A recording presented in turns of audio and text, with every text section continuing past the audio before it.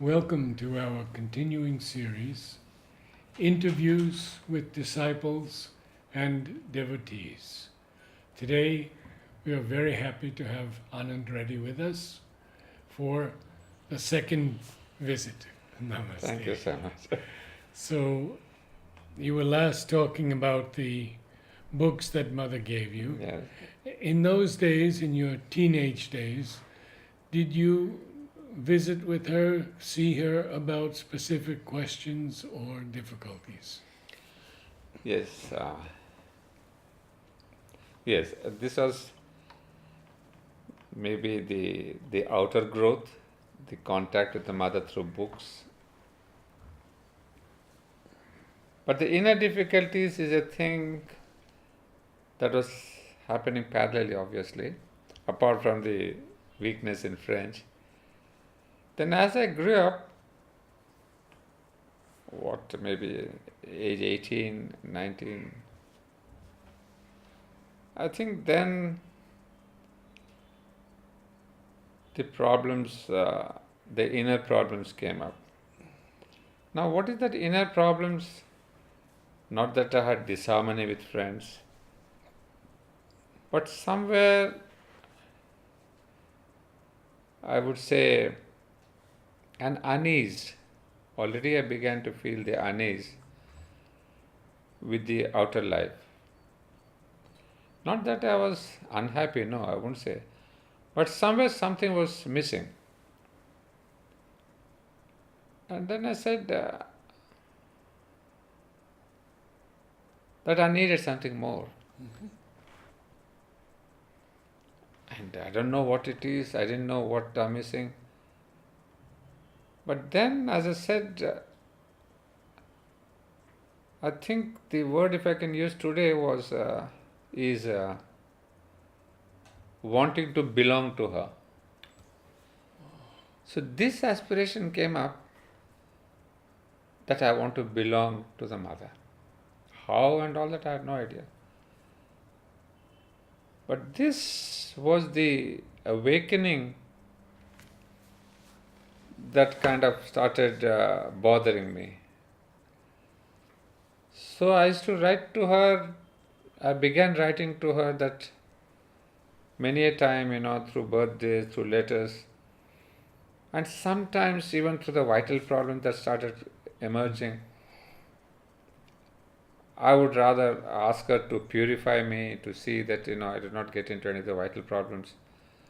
But behind all that, so that I may belong to you. Let me be pure so that I may belong to you, so that I may be worthy of you.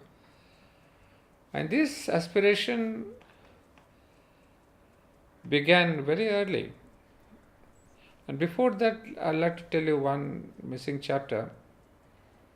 Is from the age of 12 or 13, I had a dream contact, maybe, as we say, the subtle physical was open, I don't know what. I used to have glimpses of many gods in my dreams.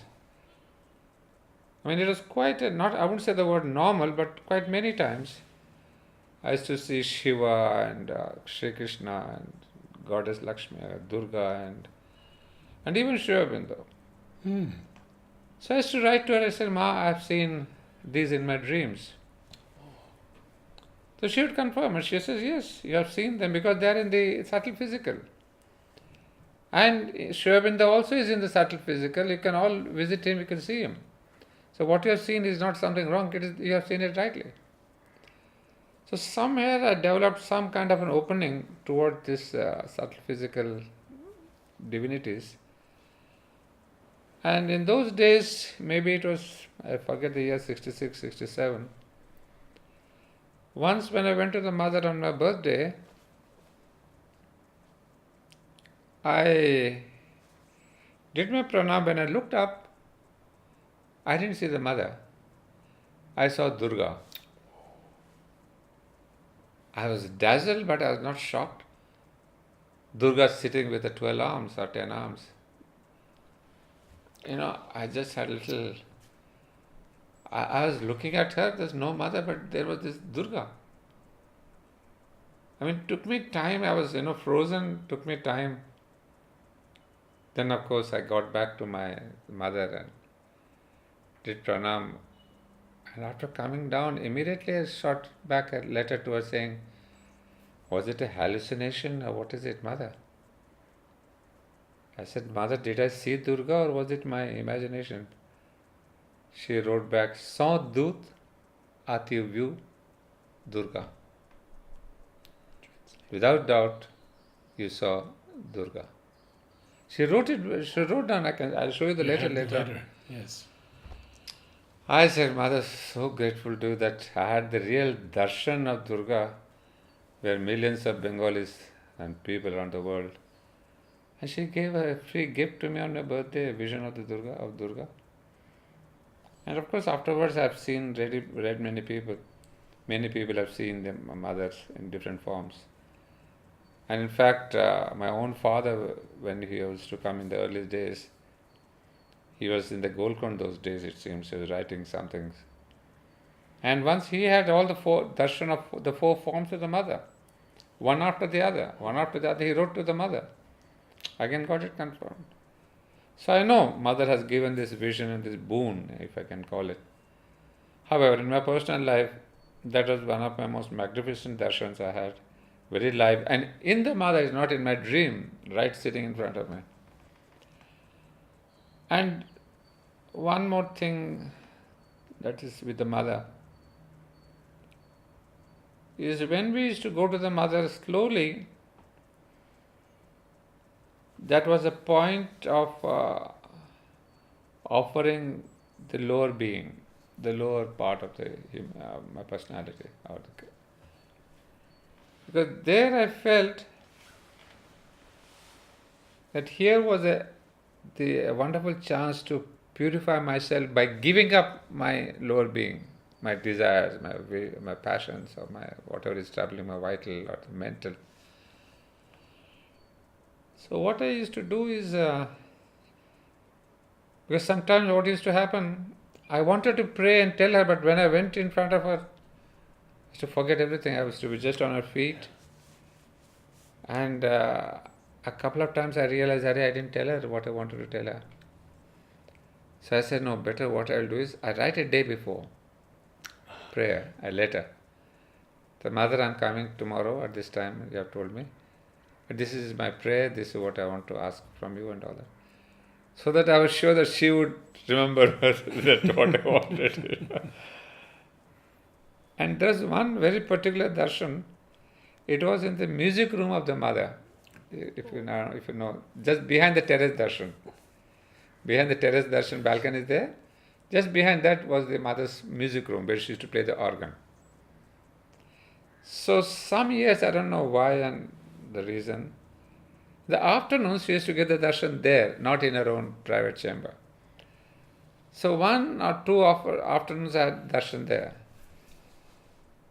And on one such darshan, I wrote in advance about my problem and all that. And when I went and sat in front of her, I looked up into her eyes, and I did the pranam. And when I looked back, I was about to open my mouth to ask her that, mother, I had written a letter to you. Even before I could ask her, she said, she had the envelope with an answer. She said, you see, she didn't say the word, but she showed me it's here. And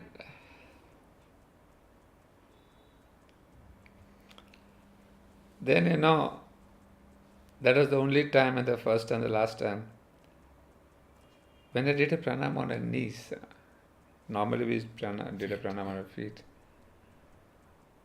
But you know that if I were an artist or a painter, I would have drawn that image. I held both her knees and she was like that. I put my head there with both my palms. And then the beauteous thing was, she put both her hands on my head. And she touched it and she squeezed it and, she held them, that was my closest contact. And never had such a darshan. I don't know what she gave me that day, but That was immaculate. That never got repeated. I was on her knees. She put both the hands. She held me like that. And of course, I don't remember what the problem was. But the way she took me, she embraced me. I think it will last me lives, what she has given me that day.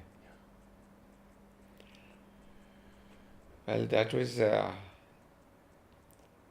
those are those moments which I think have built up my inner being. Because externally, whatever I was growing up as a student and all that was one thing. But these are my inner steps of my ladder, of the growth of my consciousness. And then she has been guiding me. So I was one of those students who write to her for purification, for aspiration, for belonging to her. And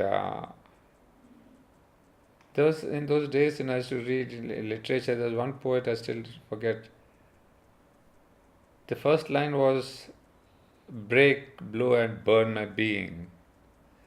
But that line hit me so well, I said, "Ma, this is what I want you to do." So I wrote the line to her. I said, "Ma, break, blow and burn my being. That's what I want to be." That was my perfect aspiration. So I wrote to her. What I mean is, the aspiration was becoming more and more intense. Wanted to belong to her, be her servitor, and these darshans were there. So with all these things, some of the inner problems I had, basically not that age, you have the vital urges, vital problems. Nothing of the ambition, I wanted to become this, nothing of the sort. But as a young man, I think... Typical youth problems. Yeah. Yes. Youth problems, that's the right word. Yes. Typical youth problems. But at least I knew that here was a person who would take away those problems, he would absolve me from all that. So I had my full faith that only giving to the mother would be the only solution, because I cannot resist my youth problems. But there's one more thing that in the same thing I would like to narrate is when I had just about to finish the higher course in 1969. At that time it happened that my father was in Chicago at a university called Chicago. There's a university, I forget the name. He was a visiting professor there. And so I was about to finish in 69 my higher course, and I thought of going further for education, 2 years. So father said, well, I can send you an application form. Those days no email, physically he had to send me forms and all that. And the president, he said, yes, most welcome, send your application to your son. If it is good enough, we can take him. So the application forms were sent to me by post. And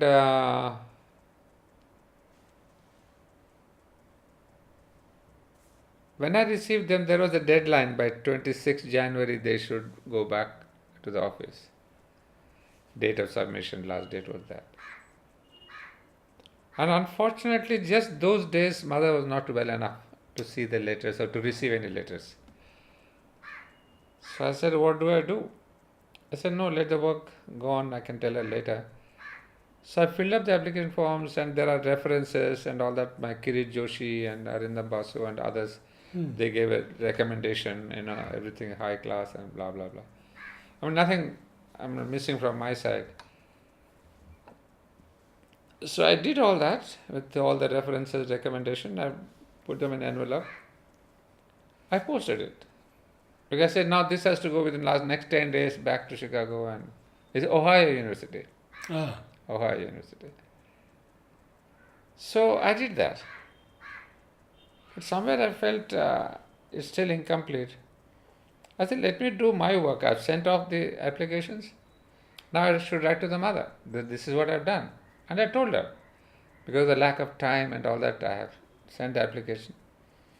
But mother, the last decision is yours, whatever you want me to do. But because I couldn't wait, I didn't know if you were going to see. And saying that, in the morning I went and gave it to Nolnida. All my letters I would give him to be taken to mother. So normally they would keep it for a week, 10 days. Sometimes whenever they got time, they would show it to the mother. I said, Nolnida, take whatever time you want to. In my letter I had said, mother, this is what I have done. And maybe it was the end of January 27, 28. I said, mother, on 10th of February is my birthday. And I'm sure by then you can give me some reply, because there's still 10 days to go. So I said, I'll await for 10th of December, 10th of February.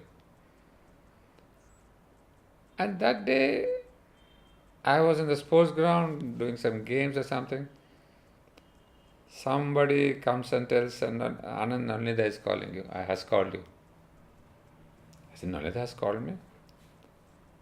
There was a bit of anxiety, and after the group I ran to him. He said, Anand, this is mother's answer. I was shocked. As in the morning I gave, by evening I got the answer. I couldn't believe it. He said, take it. So I went to in front of Mother Pandit's office and read there the letter. And I'll show you that letter. I mean, that was a tremendous eye-opener. It was a completely shifting of my life.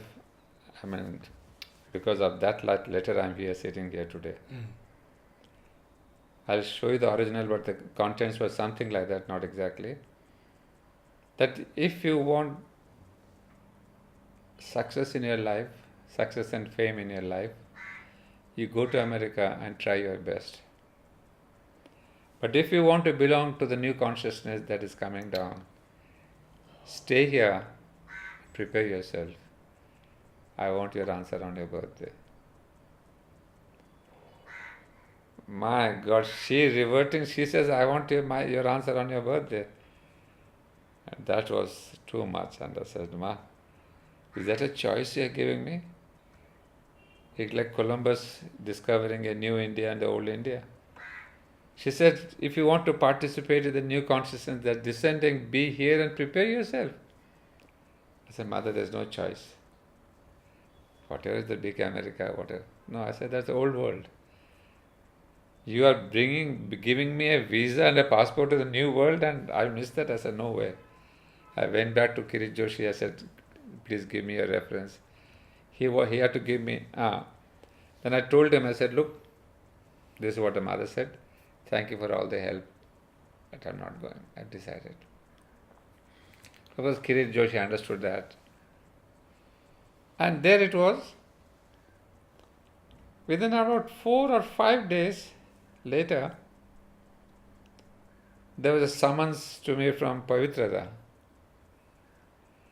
Pavitrada was that very strict head of the institution.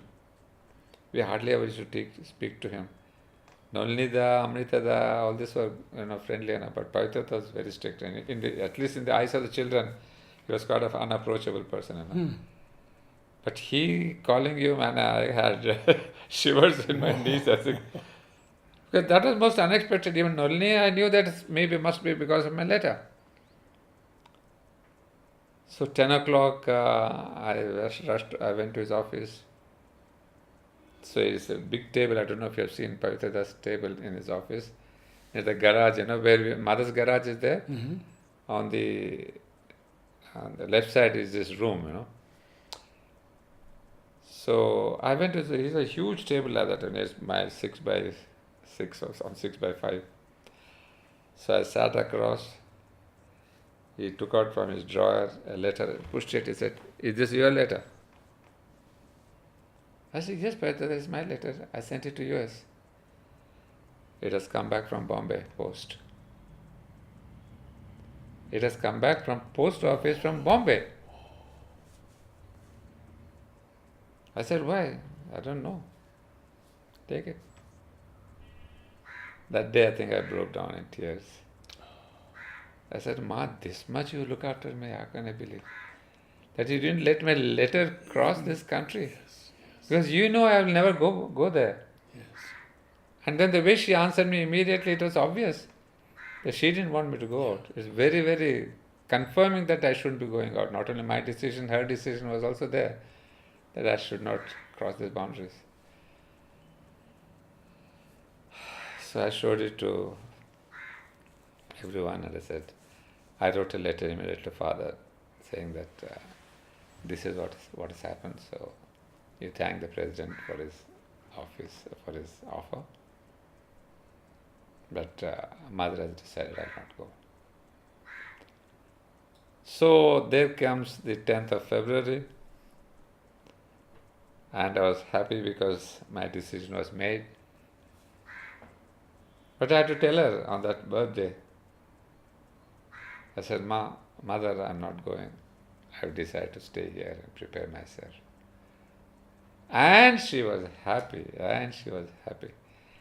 As if she got a bouquet from me, a birthday gift, I mean, it's like, she got back her lost child, our person who would be losing himself. It's like gaining a child for her own work. It's that kind of a joie, And she laughed and smiled. And then she told me a few things. But then she said, I will take care of your spiritual and material growth. You be here. She said, I'll take care of your spiritual and material growth. What more did I want, Narad? Yes. I mean, Yes. 10 Americas won't equal one sentence from her. So I said, we just we see. What was knowledge like for you? Yeah. Now this is the internal journey that I did almost till the end of 69. In fact, 69 was the end of knowledge. But during knowledge days also, there was a different story that happened. It is in knowledge that for the first time I started reading Savitri. Before that, we used to read a lot the Mother. I learned most of the book by heart. But Savitri was completely unknown. In the sense, we used to read 1st December programs on the theatre, some passages being... Yes, acting them out. All that. But it was never a thing of living contact with me, anything. So one of those times when we started learning it with Temiben. She was my first teacher. And then when I started reading and studying and getting the rasa of Savitri, again my youthful ambition came up and I wrote a letter to the Mother. I had the book by then, signed by her. And maybe next year. But during that time, I wrote a letter saying that, Mother, you see, in our ancient Indian tradition, people learned Mahabharata and Ramayana and Gita, all of them they used to learn by heart. I would like to learn Savitri by heart, if I have your blessings. And so, with a couple of days comes the answer that you can learn it by heart, purview, on condition that you have the perseverance. If you have the perseverance, you will be able to do. And then, this is again, maybe I should write a autobiography, the 3 boons of my life, This was a boon. The last part of this letter, she said, that tu peux compter sur moi pour comprendre Savitri dans sa signification magnifique et profonde. You can count on me to understand Savitri in its magnificent and profound significance. I said, Mother, I never asked this boon from you. I was just asking for your blessings to learn it by heart. But this was unasked for, unimagined for, when she said, "You can count on me to understand Savitri." Yes. I didn't know what it meant because it's too much of a burden that to understand Savitri, how can I? And then she says, "Tipo conte sur moi." Well, that was the boon I kept. And long many years later, once when I spoke to Temeban, I said, "Temeban, I'm grateful to you for teaching me Savitri because whatever you have taught me, revealed, those have remained with me." And this is what the mother told me. She couldn't believe it. She said, "Ananda, I want to see the original." So I took a Xerox copy of my original letter. She couldn't believe that she had given this boon to somebody. I mean, because she was the first person in the ashram to teach Savitri. Mother had asked her to teach Savitri. Yes, yes. So when she saw that this boon was given to me, and then she said, "Anand, you come to me in the Golconda every year. Every day I used to go at 4 o'clock to Golconda to her room. And we revised whole of Savitri once again. Only she with me alone. She went through the passages. And then this boon became active in my life when I returned from Bangkok. There was an opportunity, the Society International Guest House. There used to be a small class that was being taken by Maheshwari. And Maheshwariji had gone to Anand in Gujarat to chair a Aurobindo chair in one of the universities. So there's a kind of a vacuum. He suddenly left them overnight, and so Krishna auntie, who was in charge of the International Guest House, she once asked me, "Ananda, it seems you have done studies in Aurobindo, why don't you take essays on the Gita?" Because that's what Maheshwariji was doing. With hesitation, I said, "Okay, I'll start with that." Then after a month or so, the proposition came, "Why don't you take Savitri? We like your classes, we understand so much." I said, "Savitri?" I said, "No, no question. I cannot take class in Savitri."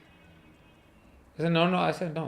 That is something is too sacred, too high, too beyond. I cannot take. You can ask me essays on the Gita, even the Life Divine, I will try, but Savitri is too beyond. I will never touch it." But then this letter came to me with a force. Then I felt so foolish. She said, "Tipo compte on sur moi." So why am I thinking I will teach Savitri? I said, "No, this is the time to put her into test." Yes. So that revived me the challenge. I said, "No, the challenge is hers. If I can open and pray and say, 'Ma, I depend on you. It's not me who's going to teach.'" That gave me the confidence. I said, "No, this is the time when I can put that blessing into action." And so I told Krishna auntie, "Okay, auntie, I will try, because this is the blessings I have. This is the promise I have been given. So now, based on this promise, I will surely take, because it's a test between me and the mother now. How much I can depend, how much she can give me."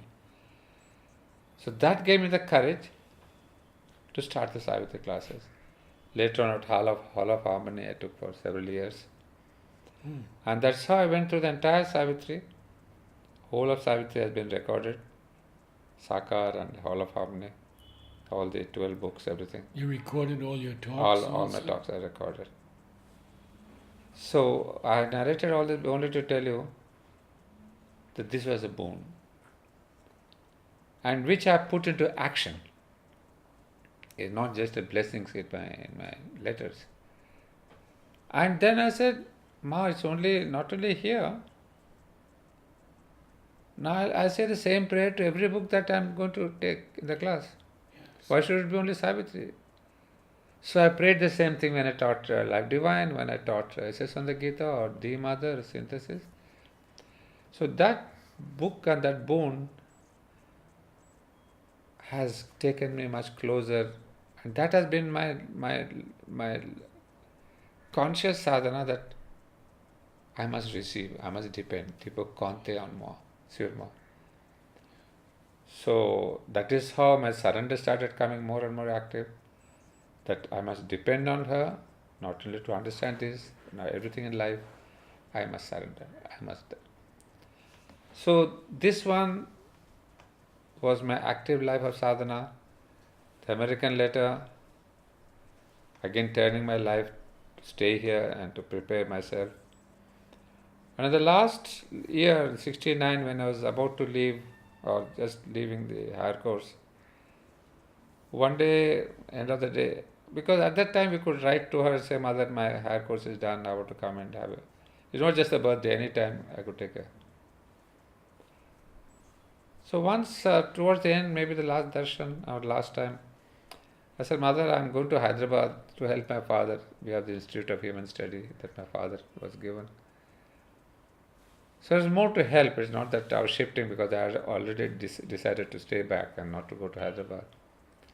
Even though my father was asking me to come and help him in institution to build. He was wanting the son to take over. But I said, no, you see, my destiny has been chosen and I cannot leave the place. But I'll come to help you. On that day, I asked the mother one more thing. I said, here, Mother, we pray for anything at the Samadhi and we get a response sooner or later. But I'm going to Hyderabad now. We don't have a physical Samadhi there. How do you ask for help? Your help? She said, no, the divine is everywhere. The divine will help you wherever you are. But here, we have been here. Sri Aurobindo and myself, we have prepared the atmosphere for the realization of the soul. So be here and realize your soul.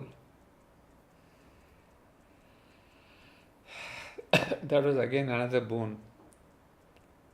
When she said, Sri Aurobindo and myself, we have prepared the atmosphere for the realization of the soul. So be here and realize your soul. I mean, realizato nam. And those are not words. There's a power behind that. There's a possibility behind that. Yes. And then I said, so this is slowly how my destiny was being shaped. Not to go to America, to be here, to prepare for the new consciousness, to realize the soul. And then your action would be again to depend on me, to understand Sri Aurobindo, to spread Sri Aurobindo, to teach Sri Aurobindo, whatever. And then there was one more eye-opener. I was like, it's all happened between 1964 to 69, these 4 or 5 years. Again on a birthday, I was with her and I asked her some question which I forget. Normally what I used to do was, that's why I'm so close to what I'm relating to, is when I returned home from after the darshan, I would immediately note down what happened. I mean, what I asked the mother and what she replied. So all her answers were really, within an hour or two, it was all written down. So I have the drafts of what happened. I went to Auroville after that and I didn't have much thing and I didn't have place to keep. So some of these notes have been lost, although the original ones I kept in this file. So I asked her some question and then she started explaining to me the difference between reality and appearance. Imagine high philosophic questions. What is reality and what is appearance? What is the reality of this life and the divine? She was sitting like that because we always sat in front like that. She was there. And she was in this position and looking at me, It was very kind of a very intimate, yes, very intimate yes. speaking to each other, Yes. I mean, I should say today it's like Krishna speaking to Arjuna about the philosophy of life. And I was there looking at her and then she says, people are born, they grow up, And when they grow up, they're very busy doing things, achieving things. And then they get married, they have children, they follow their profession. In between, sometimes something says, "Voilà, je suis. Here am I." But they don't have time to listen to this voice. Somebody says, "Voilà, je suis." That look at me too. But people who don't have time. They grow up, they have children, they settle their children, they grow up, retirement comes. And after the retirement, they say, "No time for going to temples and this pilgrimage and that pilgrimage." But then she spoke with a sad note. But at that age, what have they got to give to the divine? Everything is lost. Mind is exhausted, vitally are nothing, physically, body is not anything. So she said, what have they got to give to the divine at that age? And I tell you, I still remember it was a continuous talk for 11 minutes, which I never ever had in my life with the mother and me alone. And then, it's a very sad note. I can still hear her sad note. So then she said, so spirituality must be lived when one is young. Spirituality must be lived when one is young. Because in my youth I have everything to give to the divine. A beautiful body, a beautiful vital, a beautiful mind, beautiful prayer. But the being is not exhausted and squeezed by the time you are old. So spirituality must begin when one is young. You see, again, this was my highlights of my life. When she really said spirituality, then this question of the Savitri, then this question of going to America. So these are the lampposts of my life which have really kept me to her work, kept me to Pondicherry, kept me to my life's ambition of prayer. So this has been more or less the highlights of my inner life. The external life, there are other things what you're saying that we can speak about later, Sakar and all that. But what's most important, this inner journey, and maybe for the day I'll speak one more sentence. After the mother left her body, I used to be very close to Nalnida and Champaklalji. Very, very close. Every evening I used to go to Champaklal's room and I used to talk and he would write on the notes. So one day he said, Ananda, you should write your autobiography. I said, Champaklalji, me, what's big about it? He says, no, not for yourself. So that the younger generation can benefit from what you got from the mother. So you write an autobiography. I did start writing that, but life was never so regular. But maybe Champaklalji's advice came through you today. So that's why I'm narrating the whole detail. This is what I believe. This is what I fully believe. So this is purely for the sake of the younger generation. Whatever I have benefited. Yes. Now he says it will benefit the younger generation. In future talks, I would be very grateful if you could speak about Nalini Champaklal Aurobindo Basu, whom I have not had the honor to interview because I came to this too late. So we'll try. I'll your see how much insights would be wonderful. Could we see a few of the letters from Mother also in conclusion?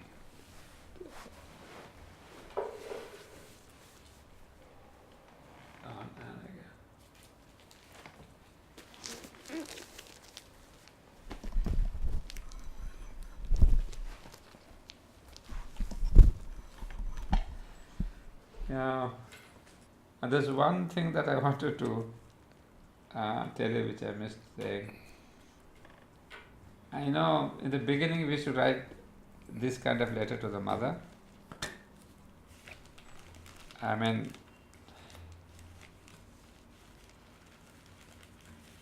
So we would write to Dusmer and then Ananda, sender's name. Yes. So she would put back like this, ah, she was that, dusme, two. Now this is just, she reverses. This is two dusme, there's another letter that says two dusme from Ananda. She would cut the two and from, she would say, ah, Ananda, ah. She did it with me also. That's the same thing, Yeah. isn't it? So those days, in the beginning, maybe 63, 64, I sent letters like that without an A here. It was only Anand, A-N-N-D. Mm.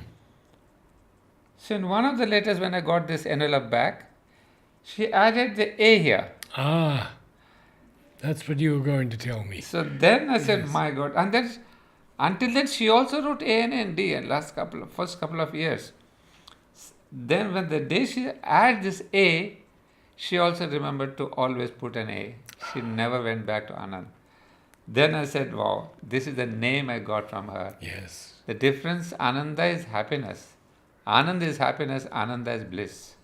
Yes. One is the physical, material joy and pleasures, Yes. and the other is the spiritual. Yes. So there I got the meaning. I said, well, she's turning me to the spiritual. You can zoom.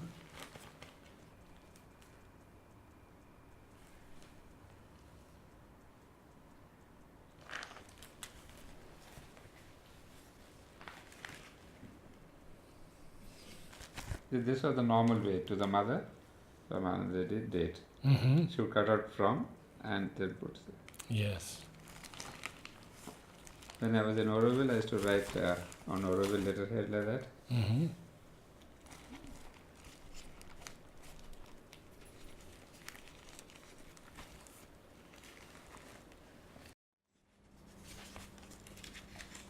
What a treasure. Yeah.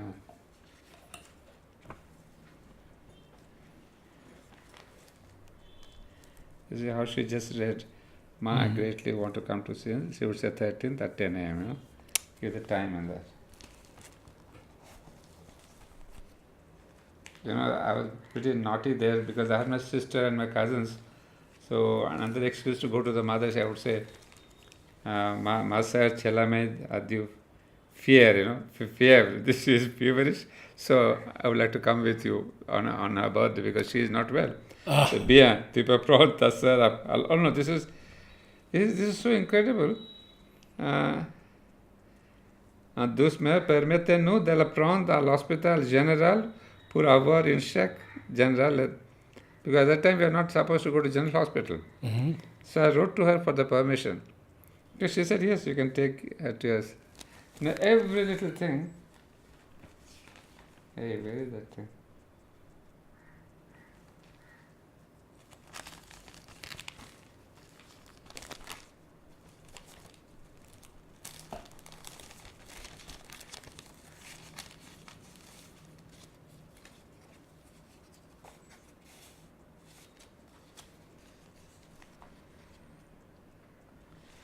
And I had written about our President Kennedy also when she passed away. Oh, really? That's her answer for that. Oh.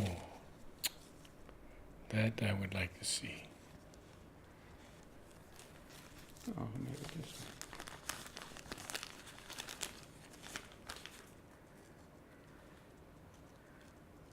one. See? This is when I was still in the hostel, she just sent me that. First prize, you know. That was the first First prize. prize, the first prize. So that is the.